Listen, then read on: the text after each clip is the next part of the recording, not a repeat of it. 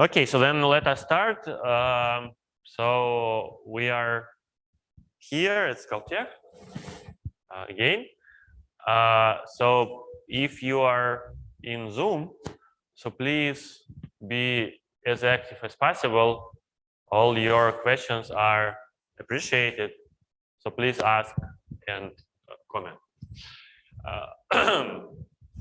Здравствуйте, So let's see.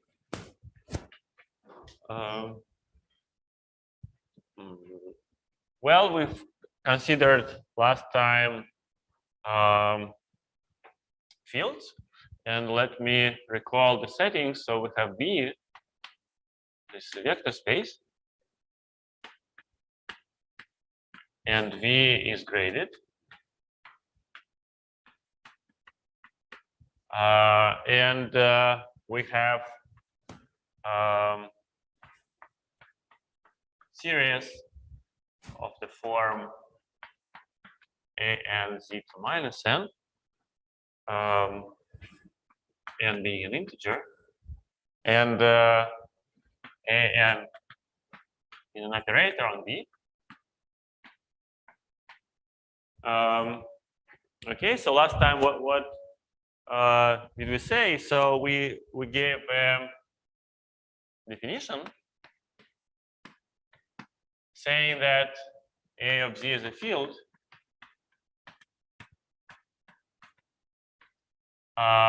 meaning that if and only if for any vector V from V A of ZV sits in V of Z.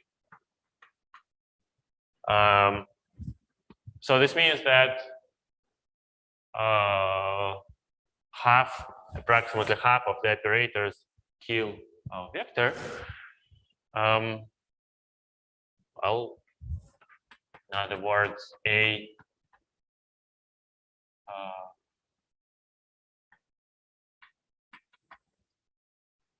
very large V is 0.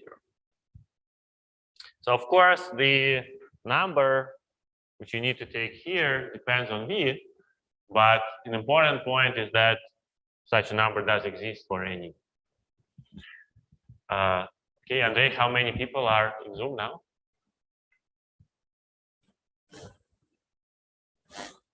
8. Okay, so let me say once again that if you are in Zoom, please be as active as possible, and also please consider the possibility of coming here in person, since the interaction in person is much more efficient than the Zoom lectures.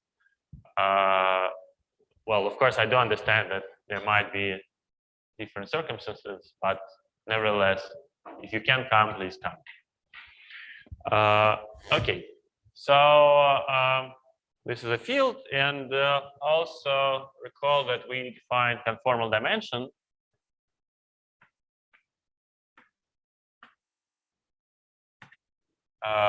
as number delta such that the degree of an is minus n plus delta.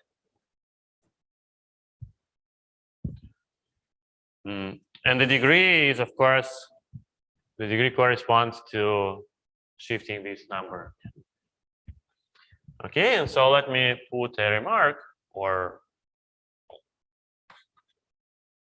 mark.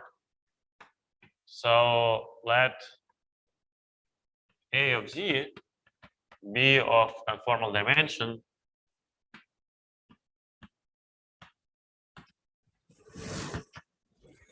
delta, then the derivative of A Z is of conformal dimension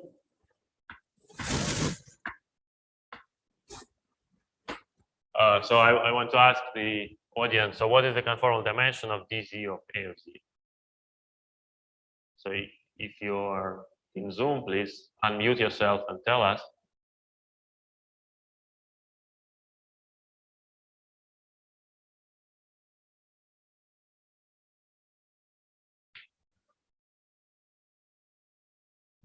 So any suggestions?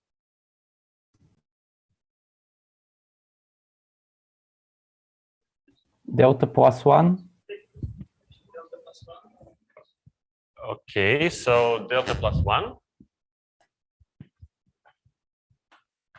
So let us check this. So we are writing dz of a of z is sum minus n a n z to minus n minus 1. So this means that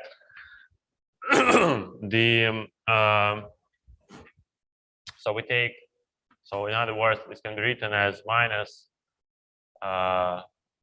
z to minus n a n minus 1 times n minus 1. So this coefficient is not that important, but we know that, so we know that the degree of a n minus 1 is minus n plus 1 plus delta, just by the very definition. And this is exactly the coefficient in front of z to minus n. So this is the formal dimension of the derivative. Okay, so this is it. And yes, we need one more definition.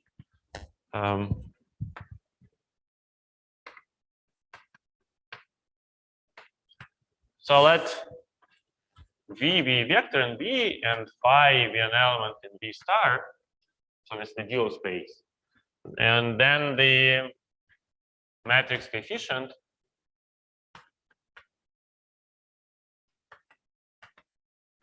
of the form phi, say A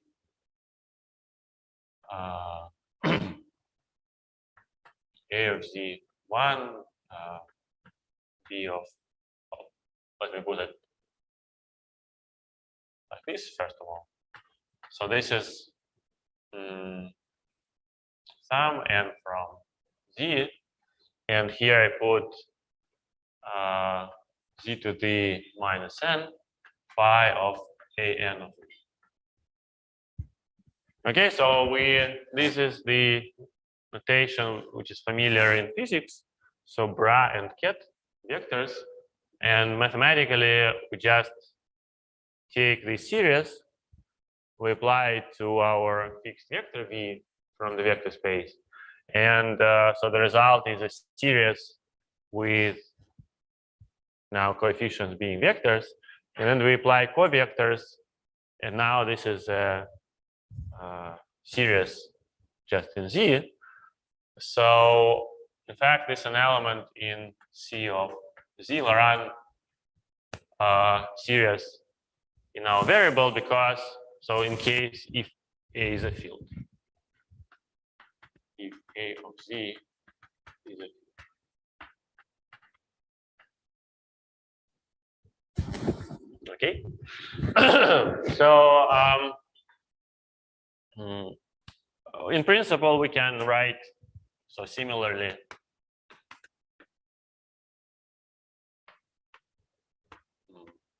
Phi A of Z, B of W, V is say sum n m from Z,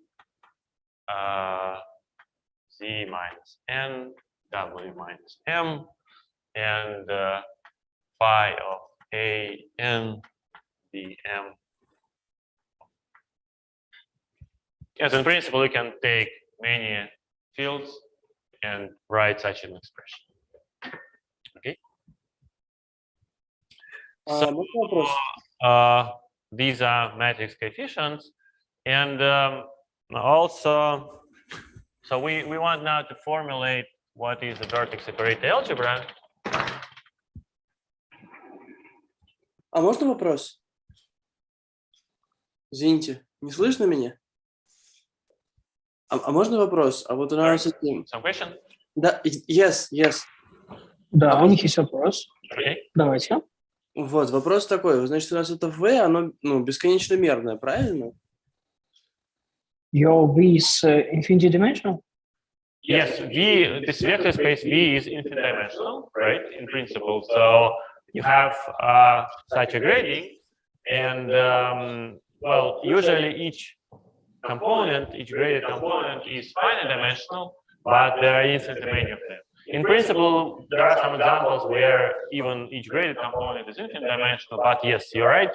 So this V should be infinite dimensional in general. And my question is about V star. V star. Guys, I asked about V star. Yes, so this is a good point. So in principle, so we can define such an object for any linear functional, so any linear map from V to our base field. But so of course this is a good point. So let me add a remark here. Какое-то эхо сейчас происходит, я не знаю почему, что со звуком.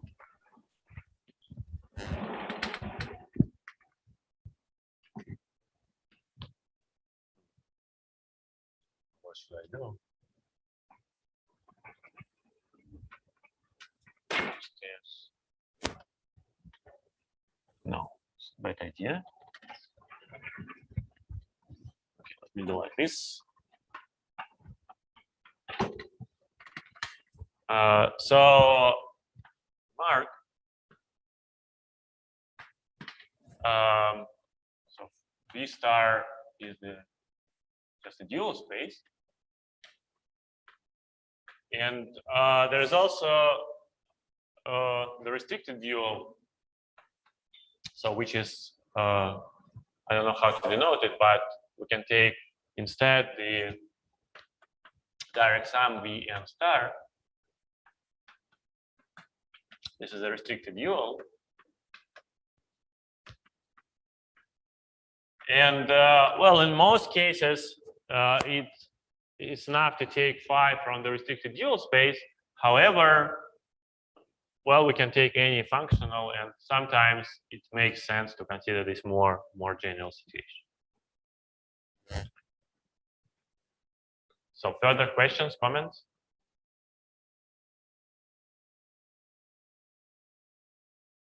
No. Okay, so then let's go further, and so we are going to give one of the central definitions in the whole theory.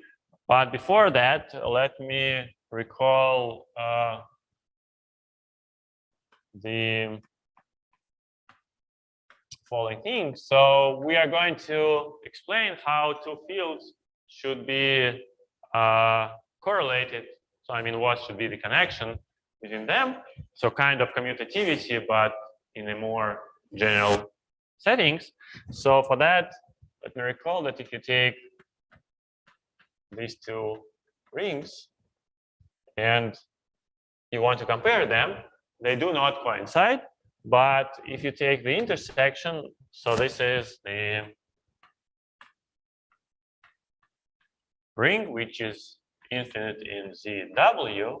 So I mean, you can take infinitely many variables or infinitely many powers of Z and W, and well, the important thing is that the inverses are polynomials, so there are no infinite negative, no infinite.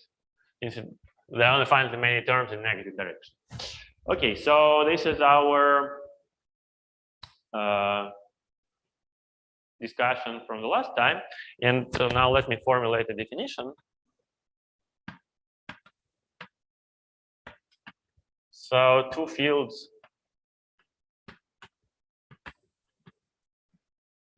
A of Z and B of W are called local if there exists an n positive integer such that z minus w to the n, the commutator a of z b of w is 0. Okay, so this means that we are taking series in z and w, and then we take the commutator, and we are saying that it's not 0, but can be made trivial after multiplying by third power of z minus w.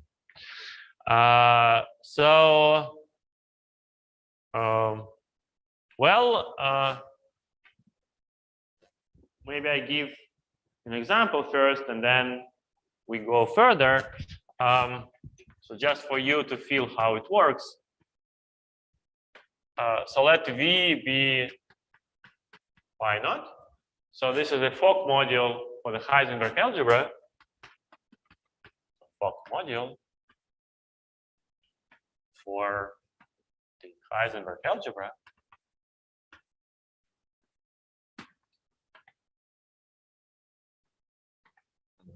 Okay,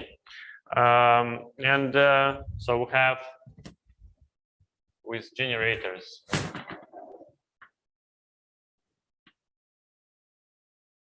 Hn can be an integer, and so recall that phi 0 is the direct sum. Oh, let me just put pi here. Doesn't matter. It's just Fock module, and this is the direct sum pi n greater than 0, and we have so this pi is identified with the polynomials in h minus 1, h minus 2, and so on, and the with 1 being a highest weight vector, a cyclic vector. Okay, so this 1 also is usually denoted by 0 in the cat notations.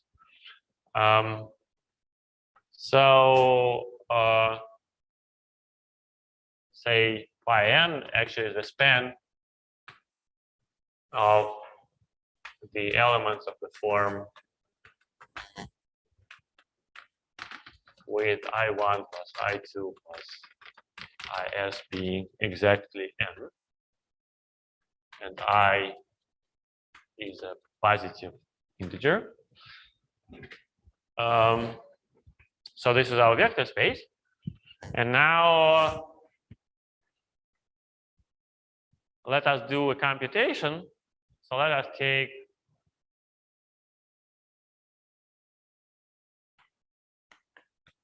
A of z to be the sum, or denoted by h of z, the sum hn z to minus n minus 1 n from z. So what is actually written here? So we have hn. These are elements from our Lie algebra, and they act on pi. Okay, so they do act on pi. That's because pi is a module over the Heisenberg algebra. Okay, and I want to. So we claim that h of z is local with itself. So you see the definition here does not say that A and B have to be different. So in principle, this is absolutely void statement. So this is really a statement, even if A and B are equal. Right, because we have two different variables, and this is some property for the field to be local with itself. And the claim here is that h is in fact local with itself.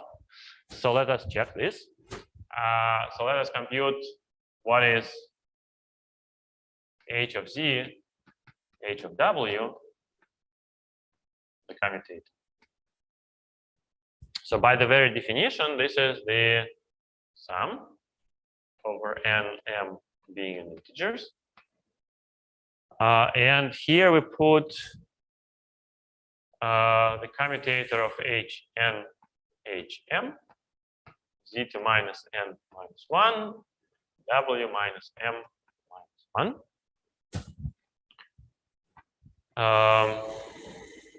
That's it. This is the answer. And then you see these are operators acting on pi. So what do we know about this? So how to write it further? Can you tell me? So what is this? Delta m plus m and 0. So, sorry? Yes. So we take sum over n. And here we have m equals minus n. And what do I put here?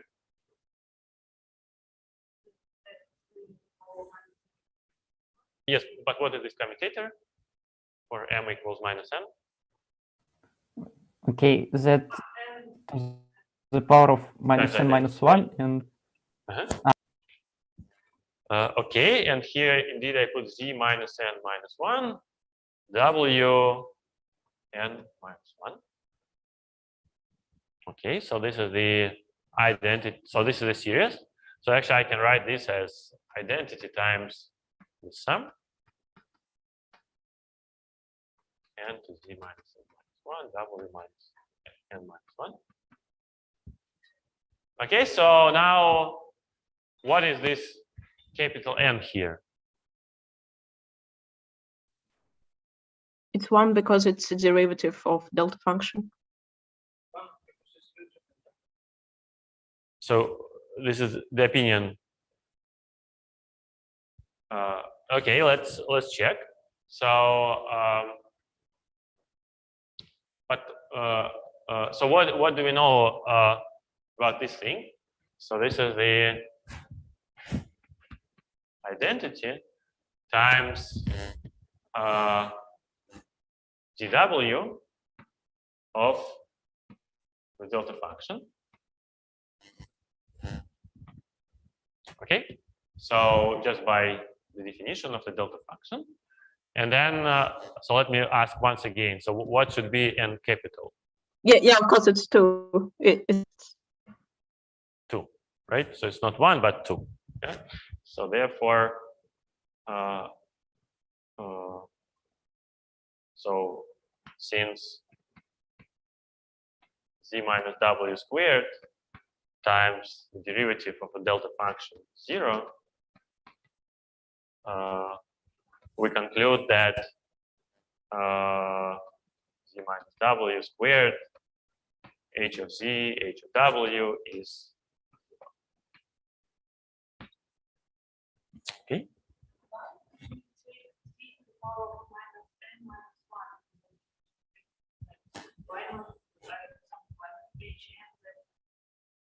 Yeah. Yes. So actually, yeah. Can you repeat this question? Yes, sure. The question of Irina was that here we have this shift. They have another color.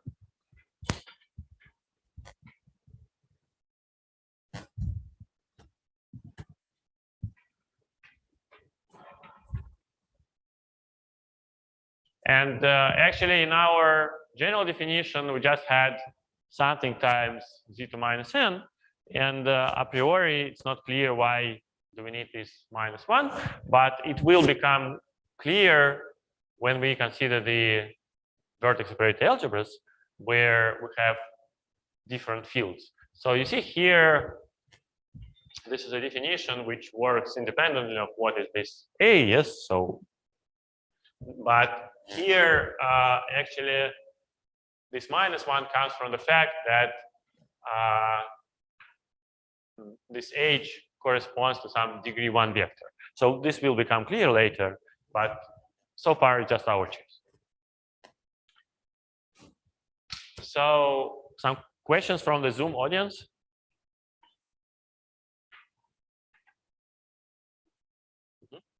What is conformal dimension So then of H? let us proceed. Sorry?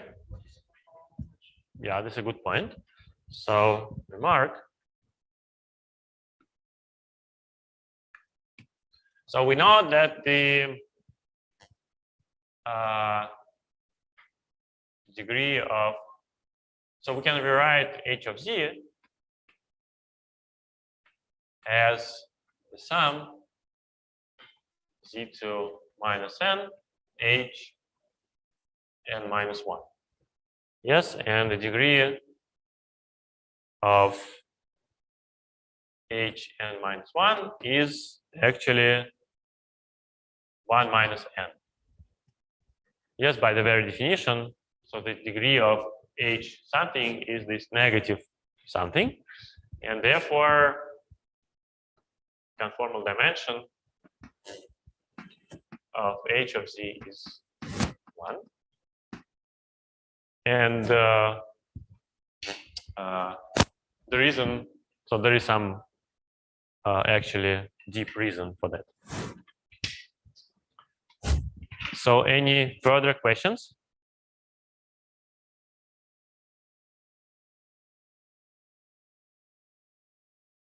Okay, if not, let us restate the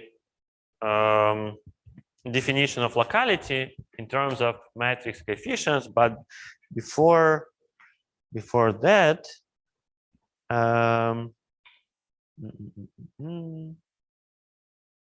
okay, maybe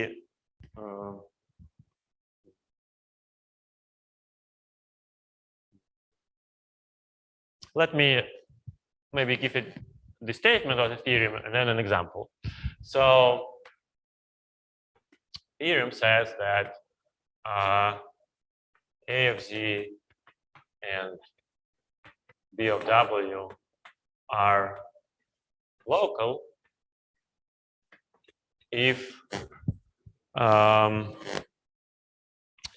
for any v from v and phi from v star, so matrix coefficients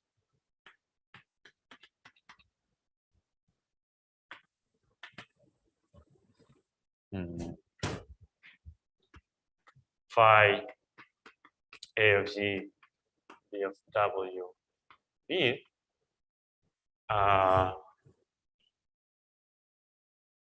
and so I'll put a place here, and phi B of w A of z b are, so before I continue, so where does this object belong to?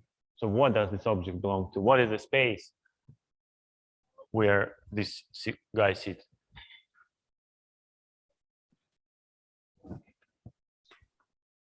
Yes. That's right. Yes, because if we apply B of w to v, then the result is in C of w, right? So the Laurent polynomials in w, and then we apply z, and then each so these are still Laurent polynomials in w, but the coefficients now are Laurent polynomials in z. Okay, and this obviously, by the same reason, sits in C of w of. So our expansions of well, I better have it one place. Maybe I should do like this. So if I write something here, can you see it? This equation to the people in Zoom. Yes. Okay. Are expansions of one function or one element f, v, phi, depending on v and phi, which is an element in C of zw, and here I put Z inverse, W inverse, Z minus W inverse.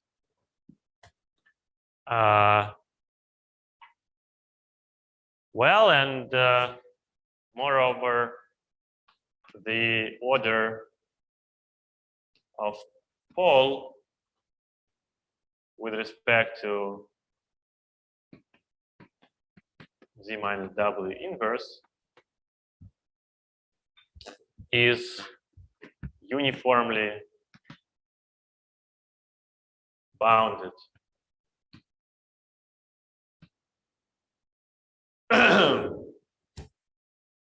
For all V and phi.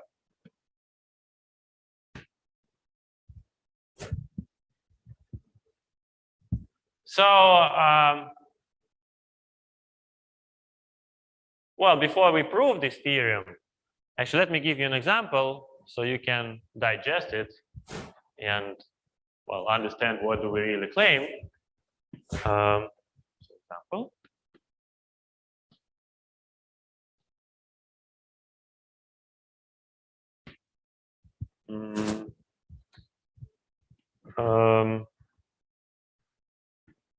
so let us take again A of Z to be H of Z and B of W to be H of W and V to be high state vector and phi. This is what is called the high state covector, meaning that phi of 0 of the highest weight is 1, and phi of restricted to v n is 0 for n strictly positive. Yeah, so we have this notation, which is again familiar for physicists.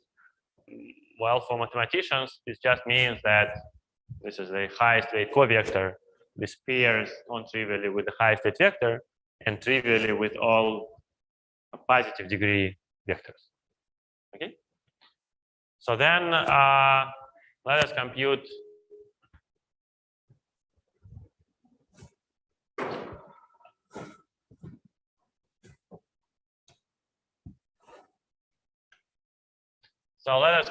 the matrix coefficient of this form.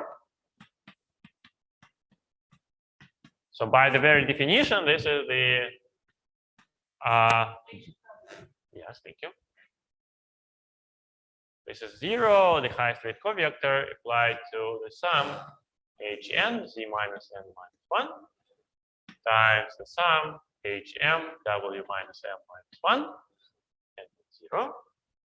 Well, clearly we somehow apply, so m should be minus n, otherwise we are not getting anything non-trivial, and also m should be negative. So this is the sum over m greater than 0, so negative, less than 0. And here I put z minus n minus 1. Well, I put h 0, h minus m, h m 0, and z to m 1, w minus m minus 1, like this. You see, we want such a matrix coefficient. And in order such a matrix coefficient to be non-trivial, we need such an expression to be of degree 0. Yes, so otherwise just 0. So therefore we just take the opposite values. Okay, and then we can commute it. So what is this? So again, this question to Irina and the Zoom audience. Это M. Well, Minus m. minus M, to be precise. Minus M, okay. So this is minus M. So I can actually rewrite this, write this again as some M positive M times Z2 minus M minus 1 W to M minus 1. Okay. And so actually I want this to be an expansion of something. And as we did it before, so actually this is the derivative dw of the function which is just the sum z minus m minus 1 w to the m and m greater than 0. So this is a positive part of the, or rather negative part of the delta function. And actually this is the expansion. So we can take 1 over, so if I take out the z inverse, yes, so I get z and times 1 minus w over z. So it's the dw of 1 over z minus w. And this means expansion. Expansion in C of z of w. Okay. And if we Можно compute вопрос?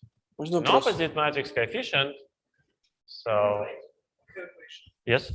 What about H0? And Yes, H0 acts by 0 everywhere. So maybe let me put it here. So H0 is actually in the center of so H0 is in the center of the Heisenberg algebra, and we assume that H0 acts on pi by 0. So this is not important, yeah, so we can actually put any constant we want, but for simplicity, let's assume that it's just 0. So any further questions? еще не очень понятно, вот там из одной строчки в другой, Okay, в одной было, yeah. там в одном месте больше нуля, а потом дальше становится больше либо равно нуля. Я что-то пропустил, почему так?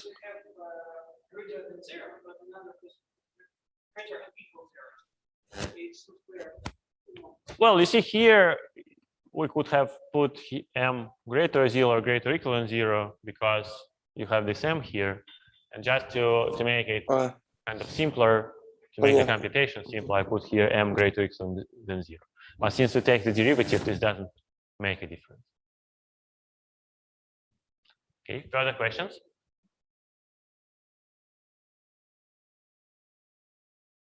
Okay, then let's proceed. So we proceed with the opposite computation. Well, this is already clear because so we have just to replace here z and w.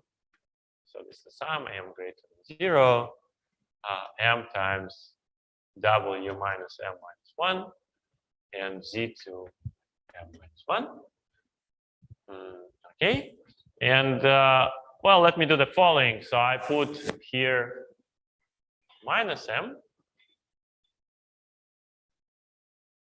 And I put the overall minus.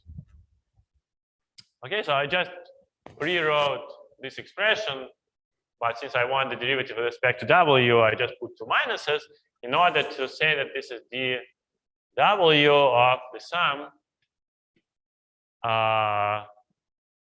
w minus m z to m minus 1. Okay.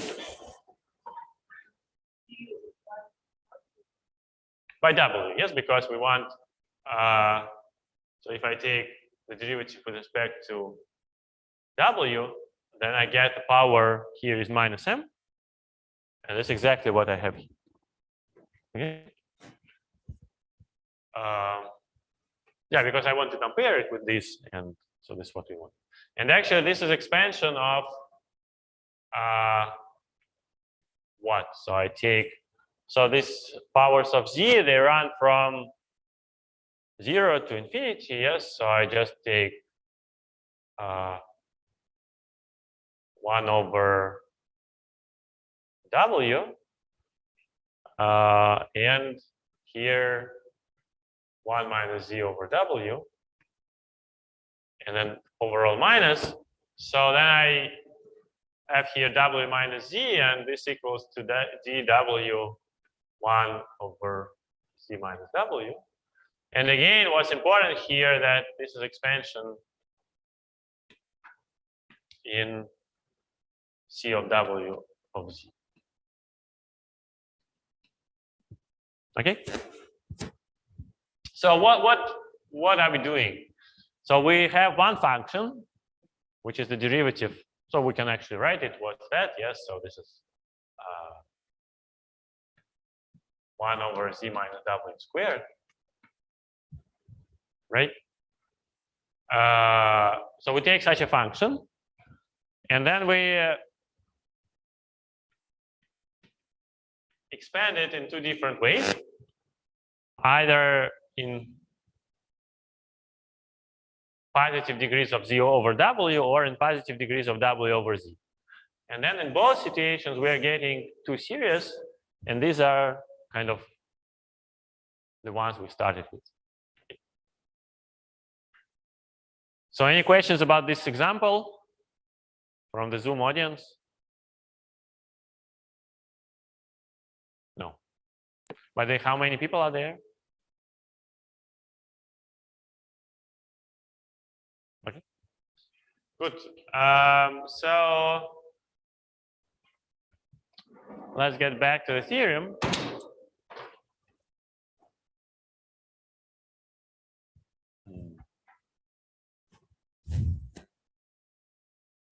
So we want to prove it.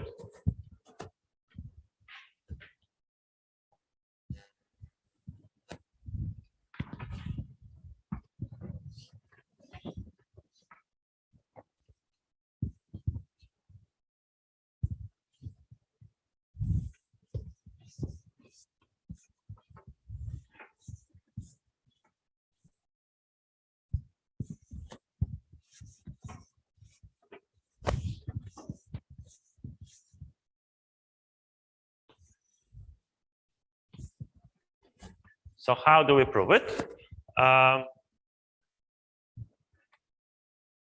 So proof of the theorem. Yes, by the way, you can see here that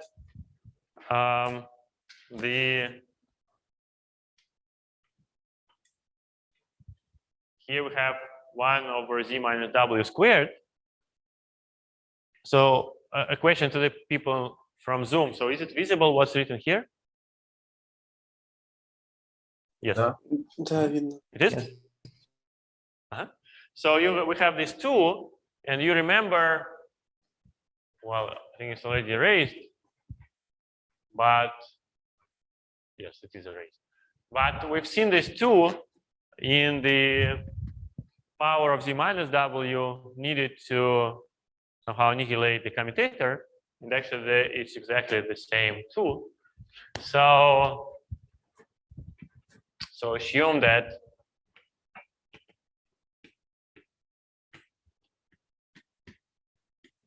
z minus w to the n, and the coefficient, the commutator is 0. So then what do we know? We know that for any v and phi,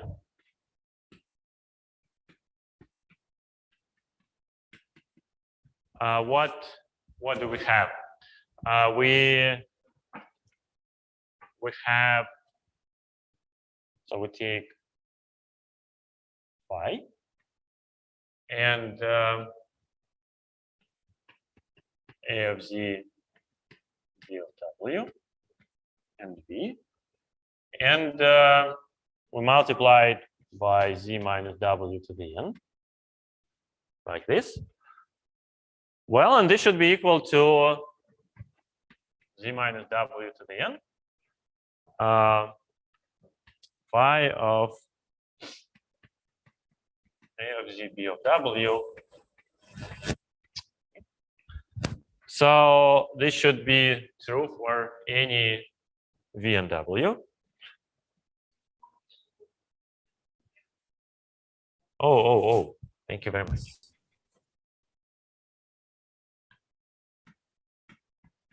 Absolutely. So this should be equal, should be true for any v and phi. And now, so what do we know? We know that this guy sits in C of z of w, and this guy sits in C of w of z. And well, since their intersection is something we know, so they both belong to, so the intersection is C of z w z inverse w inverse. And so let us denote this guy by say f, no, not f, but g b phi. So this is an element in here. And then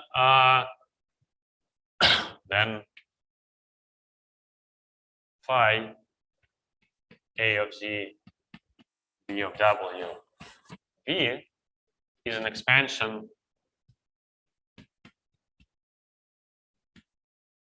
of g b phi over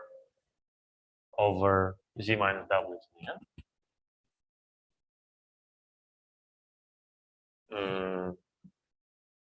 And so it's an expansion of in the ring C of z of w.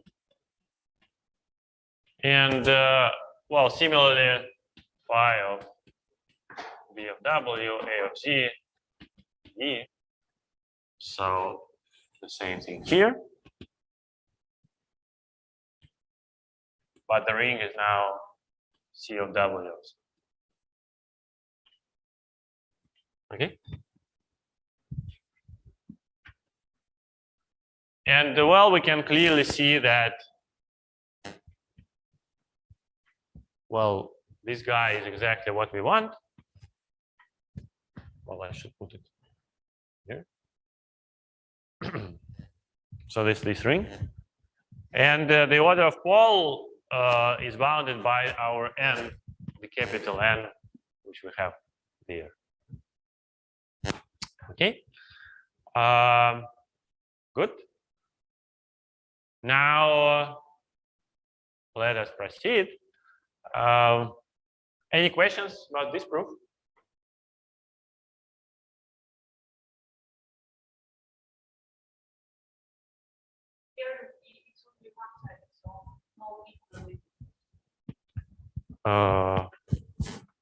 So the question about the it's I'm sorry, of course it's if and only if. So our local if and only if. So this is the condition. The theorem should work in both sides.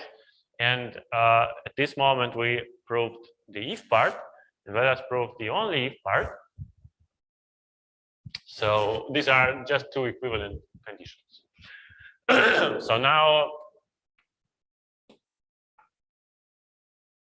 well, maybe I write it in a different board.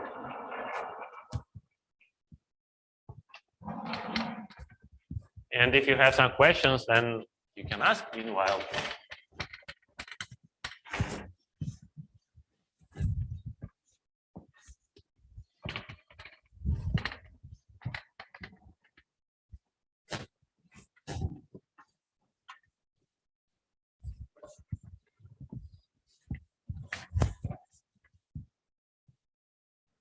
Okay. So now, what are we doing now? So I'll assume that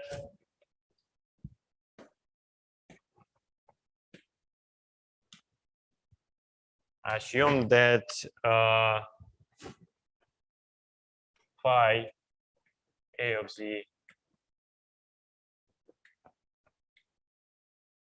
well, let me write it in short. Assume that the matrix coefficients condition is satisfied. So then, if we take z minus w to the n, and this n is actually the, let me write it here, is uniformly bounded for all p and phi by a number capital N. And it's exactly the capital N coming from the condition. And then if we take the commutator, and then we take phi and v, then we know that this guy sits in where? So it has no pole, right? So this sits in. So well, so yes, but why? So this is the point. Right, right. So absolutely right. So so we know that these guys are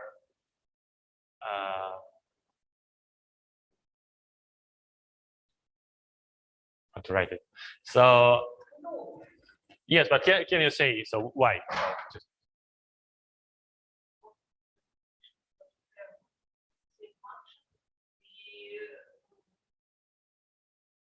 yes.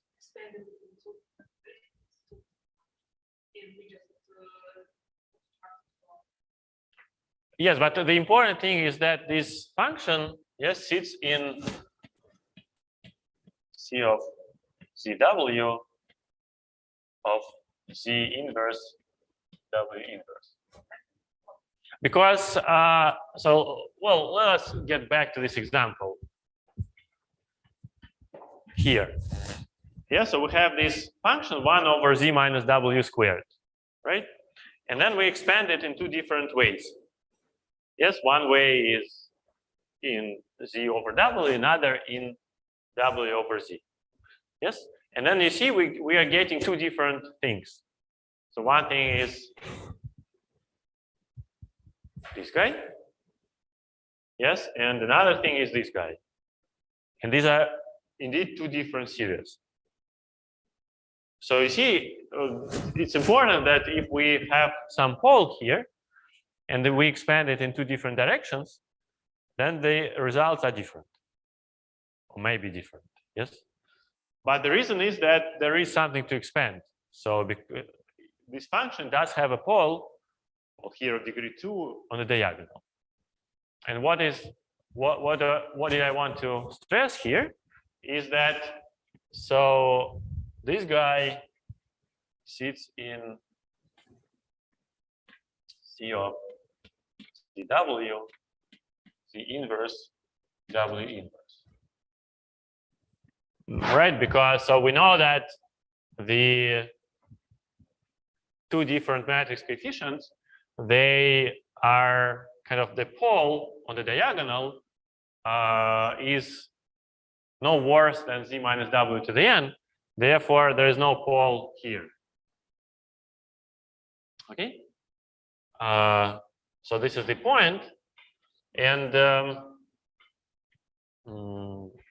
and that's it. Yeah. So well.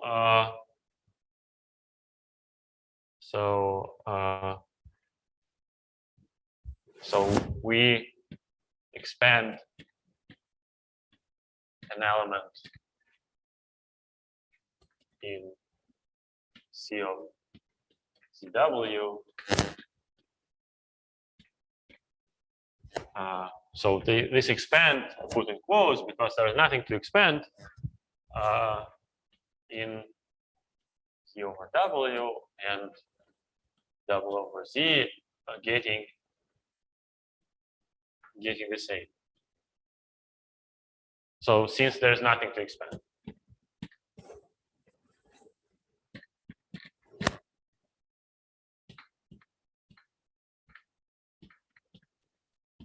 Okay. So any further questions about the proof or about the statement of the theory?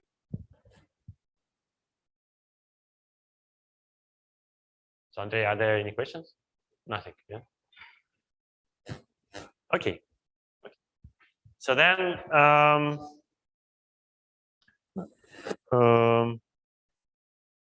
this is the proof, and now let's give the definition, the main object we are going to study within the course. So vertex separated algebra. Okay, maybe I reserve a separate board for that. This is the proof of the theorem.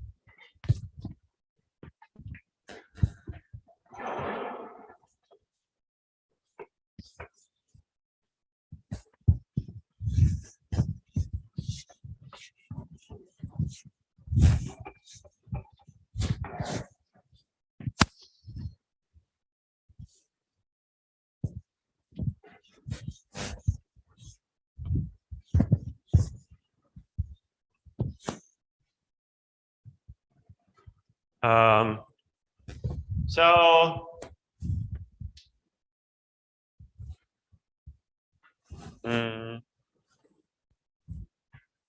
definition.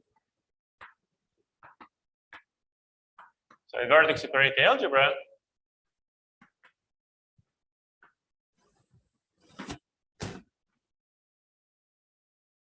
is a vector space. So, well, we need some data. So there's some data plus axioms. So the data consists of vector space V, which is the graded vector space. So the direct sum of Pn, n being an integer. Okay, and we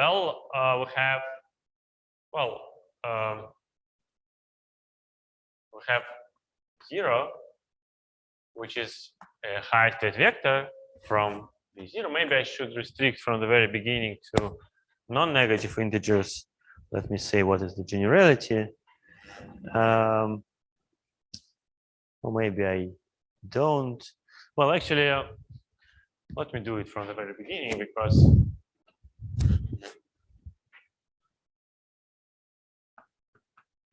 so, well, let me add a remark from the right away that actually this is not an important condition. So there might be negative degrees and sometimes all integer degrees, but maybe what should I do? Okay, I'm sorry for the math. So since I'm giving a general definition, let me just say that this is V.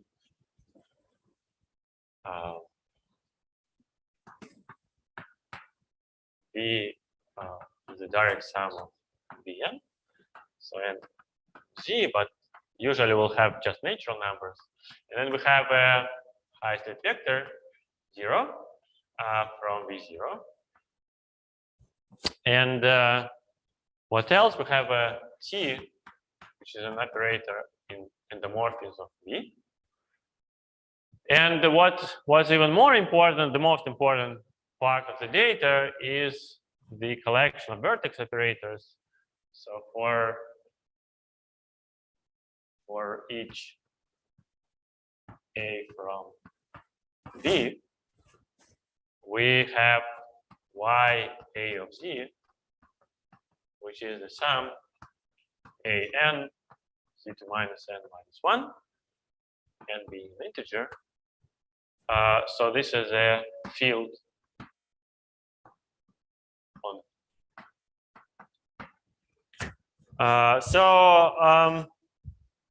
Let me say in words that we have a map from the vector space itself, the vector space V, to the space of fields on the same vector space.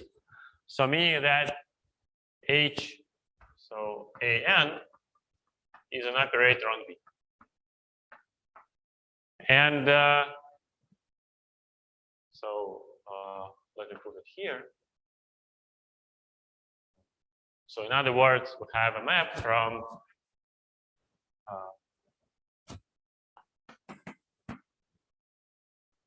V to the fields on V.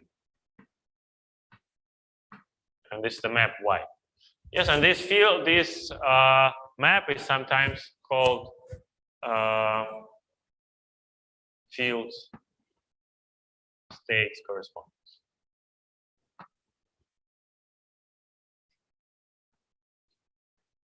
So the vectors from our vector space are called states sometimes, and this comes from physics. And now the axioms. So there are several. First of all, we say that we have a special vector, and we say that y of 0, z is identity. Okay.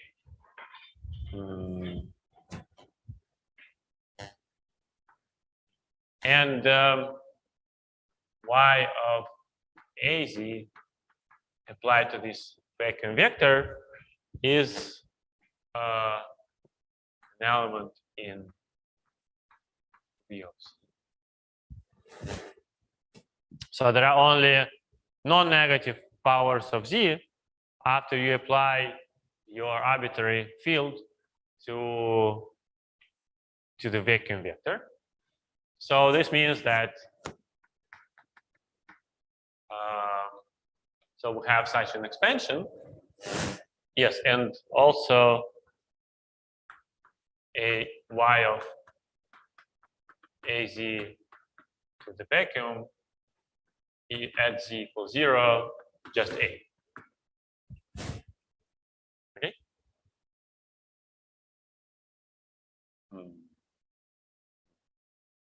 So we are saying that the so there are several conditions. Yes, one condition is that if you substitute the vacuum inside your vertex operator, and the second condition is that what happens if you take your arbitrary vertex operator and apply it to the vacuum.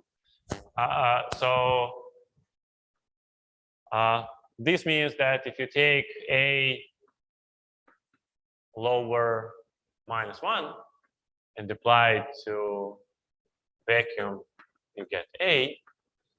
Yes, and if you take a greater or equal than 0, apply to vacuum, you get 0.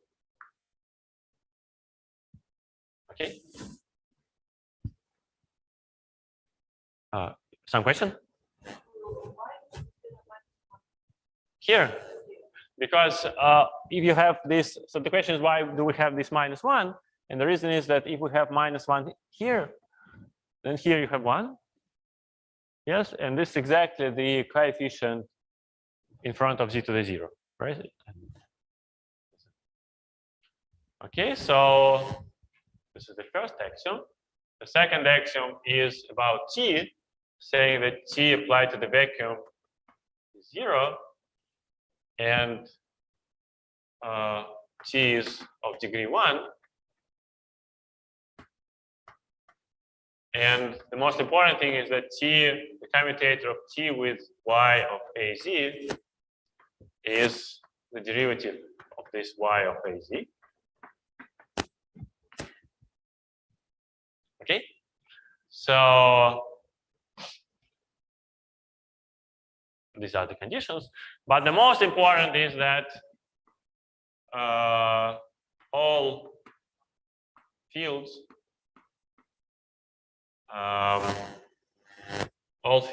in of the form y of az are mutually local.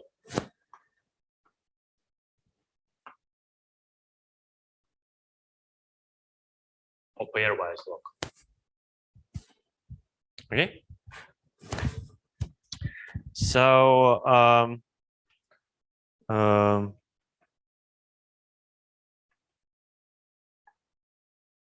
so what are, once again, what are the axioms? So there are kind of 3 parts. The most important is the third one, saying that any 2 fields are local. And also there are some conditions on the vacuum and on the T. So any questions about the definition? Yes.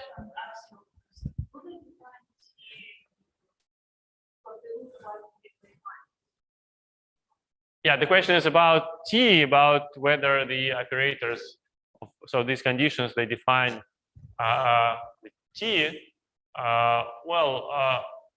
They might define, but this is probably not necessary.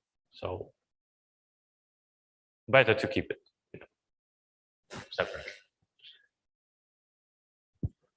So any further questions from Zoom? Why this is called algebra? Okay, maybe we'll keep Zoom, can you repeat? Why is this called how? Algebra. Why it's called algebra? Well, that's a good point. So let me give you the answer right away, and then I'll expand it in the coming example. So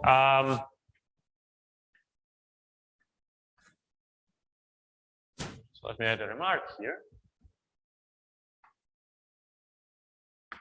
So we have this y of a c, and as I said, the coefficients are actually operators on our vector space, and therefore we have a n being operators on V. So you can take any B from V, and then you can apply this to B. So we are used to saying that an algebra is a vector space with one operation, which you can call it multiplication, yes? And so this is kind of multiplication, but depending on n. So family of multiplications.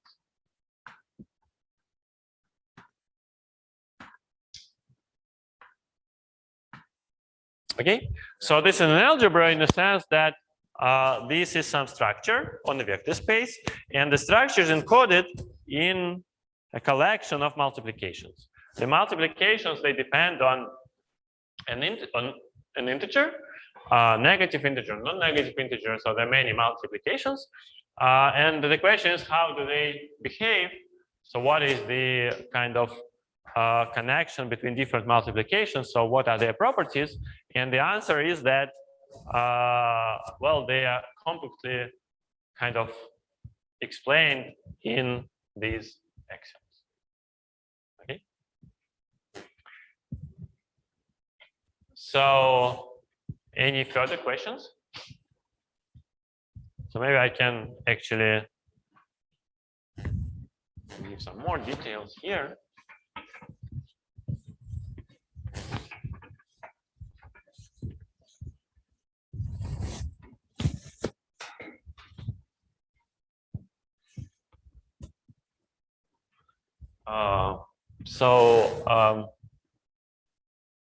Let me give an example.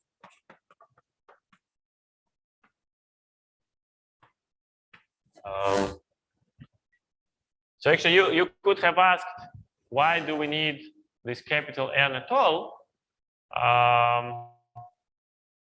And then, so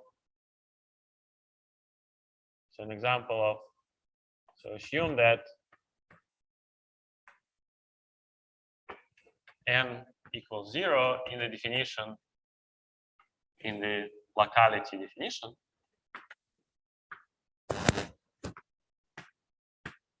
So it means that A of Z and B of W commute. Or, well, I should have written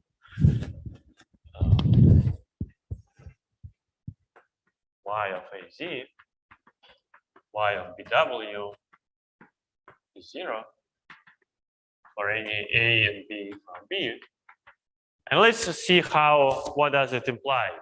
So this implies that we take Y of AZ, Y of BW, and let us apply it to 0. Then this is the same as taking Y of BW, Y of AZ, applying to 0. So this comes from the commutativity. And now let me take this at W equals 0. Then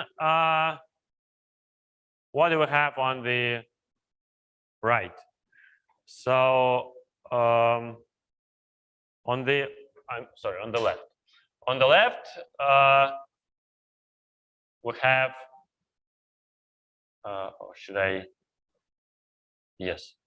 So on the left, we have this equals to Y of AZ applied to B. Okay. And on the right, so this equals to,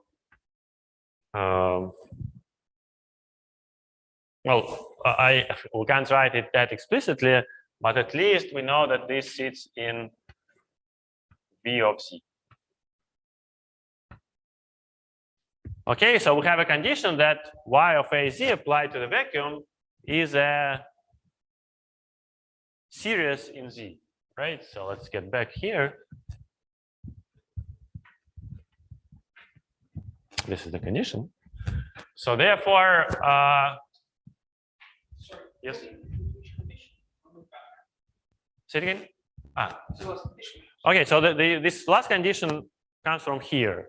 Yes, so if we apply any field to the vacuum, then the result has no negative powers in Z. Okay. And so if yes, so this is this condition, and therefore we know that Y of AZ applied to B is a series in Z with no negative powers.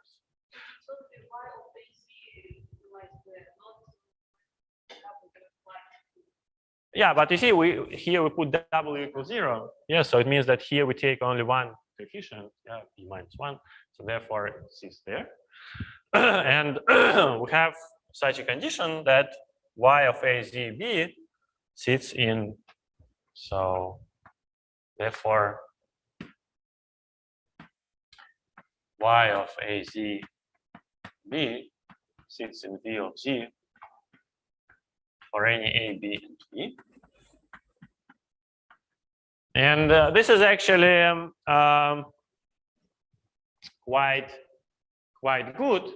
Well, or I don't know, good or bad, but it means that actually everything is determined by one multiplication. So because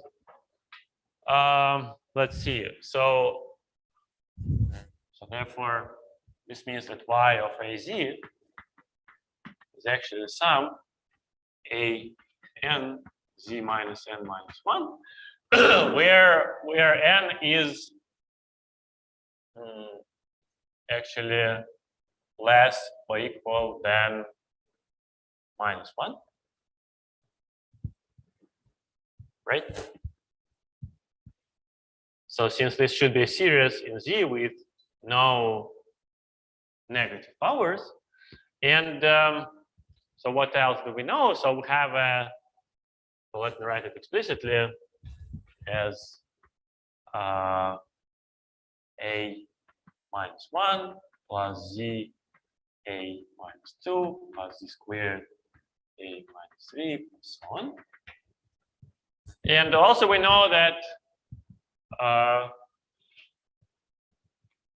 that dz of y of az is the commutator of t with a of z.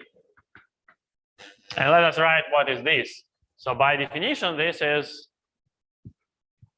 a minus 2 plus 2z a minus 3 plus so on. So I just differentiate the right hand side. And this is the commutator of t with something, saying that this is actually t a minus 1 plus z t a minus 2 plus z squared t a minus 3 plus 1. Okay. So this is the condition. And you can see that actually this means that, so we conclude that everything is determined by a minus 1. So if we know a minus 1, then we can compute it with t getting a minus 2. Then if we compute t with a minus 2, we get a minus 3 and so on. So therefore, this is what we need. And this once again explains the meaning of the word algebra. So in this very naive case, very simple case where n is 0, so everything is determined by one multiplication, a minus 1. And that's it. So, and of course, we need this operator t, which is actually a derivation of this set. Okay. So, well, let me spend the remaining couple of minutes with one more example, which is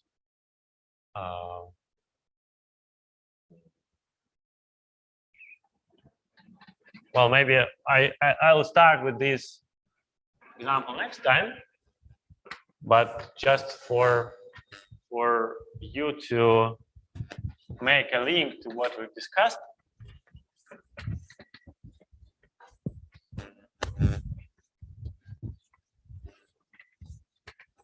So there is something called the Heisenberg vertex separated algebra.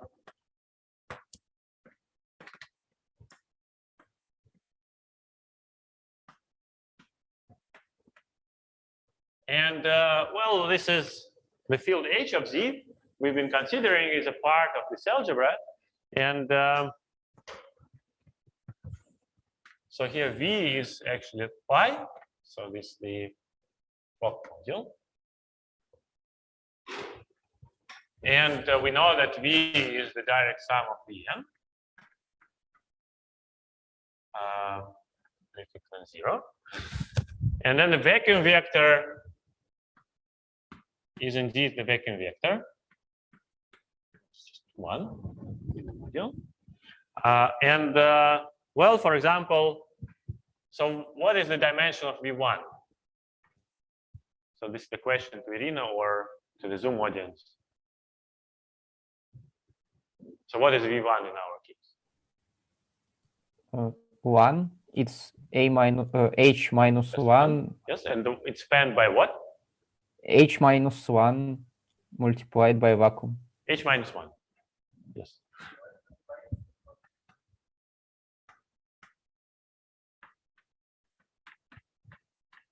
And so, of course, V2 is a two-dimensional and so on.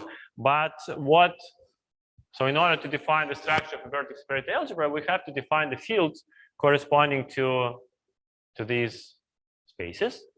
And we say that y of h minus 1, 0 of z is our h of z. Sum hn z minus n minus 1. So in other words,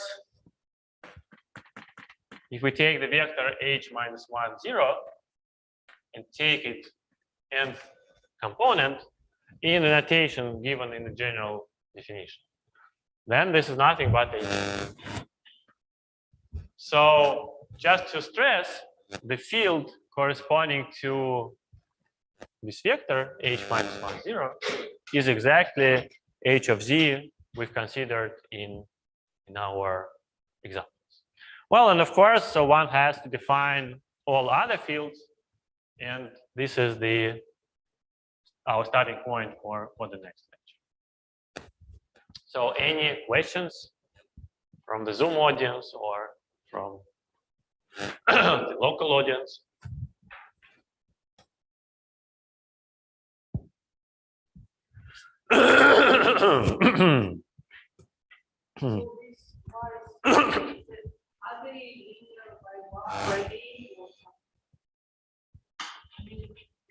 Yes, yes, thank you. This is very important. So this y is a linear map from V to, I should have said of this, of course, this, from the endomorphism V of ZZ inverse. So this is a linear map. So thank you very much. So we have a map from this state fields correspondence, sending out vector space to the space of series in ZZ inverse with coefficients being endomorphisms of V, and this is a linear map. So this is a vector space, this is a vector space, and the map should be linear. So further questions?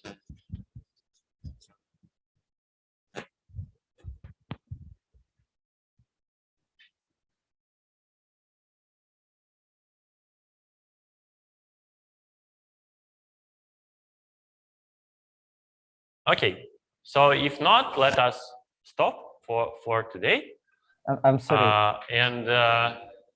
Yes, What is T in case of Heisenberg vertex algebra?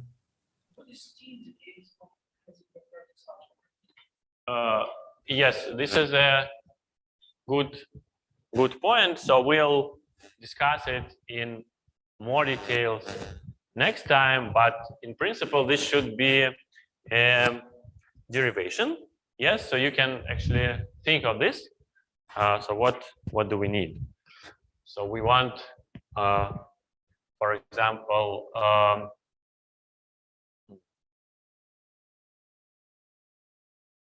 T commuting with so let me write this condition. T of y of AZ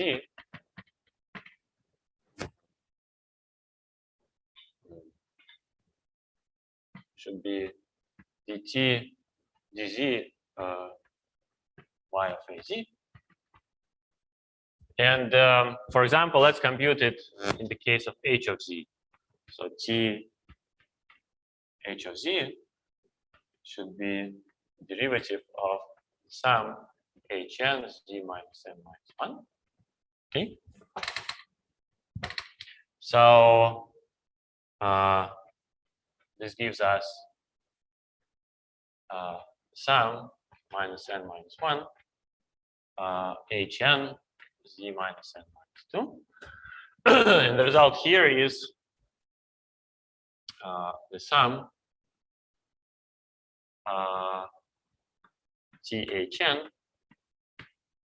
and here we have z to minus n minus 1. Okay. So the conclusion is that the t with hn should be the coefficient in front of z minus n minus 1. So if we write minus n minus 1 here, the sum should be negative 2. So it's h n minus 1. Okay. And here the coefficient is something like, so here we had minus n, yes. And also we know that t applied to 0 is 0, right? So this is a condition. So this does give us an operator. So can somebody tell us what is this operator? How to describe it explicitly? So actually it is described, yes, but what is it?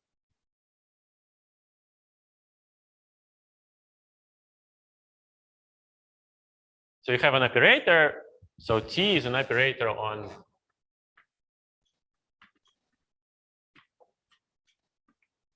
the polynomial ring in h minus 1, h minus 2, and so on.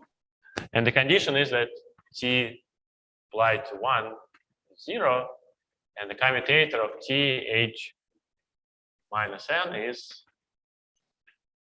n times h minus n minus 1. T is Yes, the so- sum. Well, if you identify, for example, yeah. Dear Zoom, Yes, T is the sum hm умножить на h минус m минус 1. they say T is sum over HM with HM minus 1, minus M minus 1. Once again, sum Sum over HM or m. over M, HM, H minus M minus 1.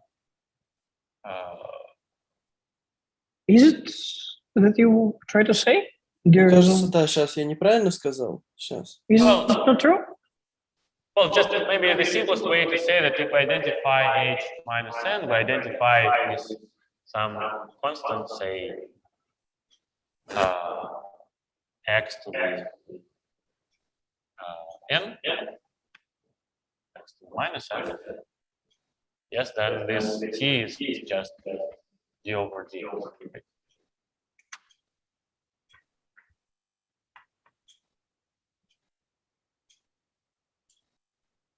Maybe with minus. Okay, because this is a derivation. Yes. Killing the and then acting on our generators in this form. Okay. Я что-то не понял. Я неправильно сказал это, если сумму?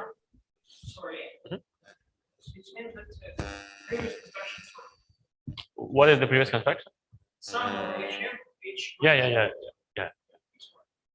But this is quadratic relation, quadratic expression. But maybe I didn't get it. So from the, so what should be the?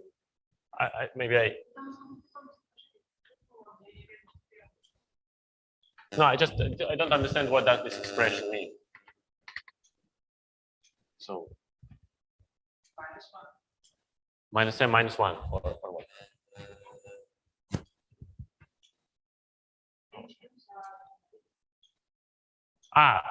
Okay. So you can yeah. Mhm.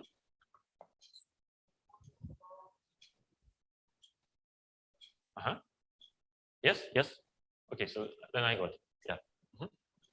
So, but then you have to check if this is true, right?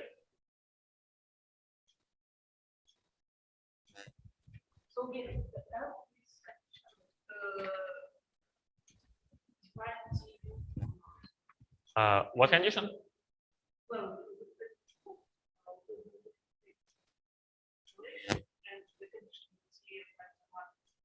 Yes, here it does, because so you see, if you have an if you have a expression, so you want to apply at to h minus I1, h minus ik, yes? So how would you proceed? So you start moving, so apply to vector. Yes, you start moving it to the right, and then if you compute here, then you're getting I1 h minus I1 minus 1, 0 plus so on. Yes. So this does define. Yeah. So for this operator, we need to check that whether it's true or wrong. So maybe in the Zoom audience, somebody can tell us why this is true. Ну, во-первых, чтобы это было true, вот если по целым, то надо еще напополам, по-моему, разделить. Там 1/2 надо взять, нет?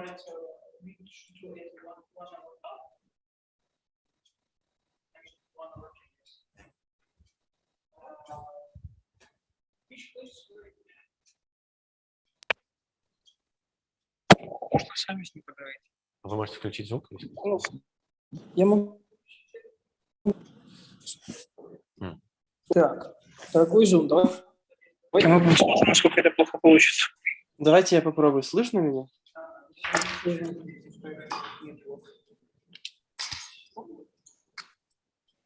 Так, Zoom еще раз. Слышно? А еще раз. Слышно? Да, теперь слышно. Хорошо. Ну, будет. Нам надо еще 1/2, наверное, поставить перед этим, перед HM минус M минус 1. Вот. Ну и тогда...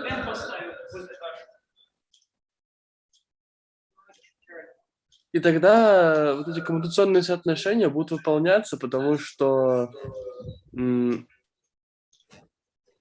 Ну, потому что, когда мы пишем вот это h минус n, как бы, оно, значит, с одной из этих h может взаимодействовать, а вторая останется, и она будет как раз, там с дельта-функцией будет, как раз возникнет это n, и возникнет h на единицу меньше. Вот поэтому такие соотношения. Ну, потому что вот здесь могут быть два варианта, да, когда этот коммутатор не нулевой. То есть, когда h минус n, h n минус 1 плюс h плюс минус 1.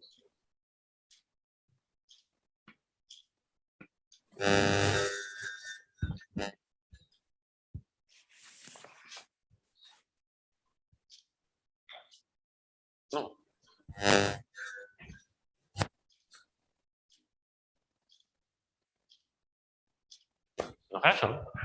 Еще какие-нибудь вопросы?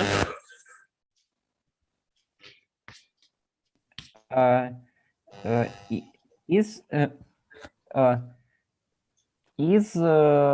this algebra defined by fact that h minus 1, which acts on vacuum, is mapped to h of z, or we should define operator state correspondence on different state, on the other states? Well, actually, this situation is very good in the sense that we can define explicitly the field states correspondence, So writing explicitly the fields for any vector, this is possible. However, in principle, there is something called the reconstruction theory, saying that everything is defined by the value of h of z. So actually, both of your statements are true. And next time we'll start giving explicit construction for our field states correspondence, explicit formulas. And then later we'll see that actually h of z defines the number. Okay, thank you. Welcome. So further questions?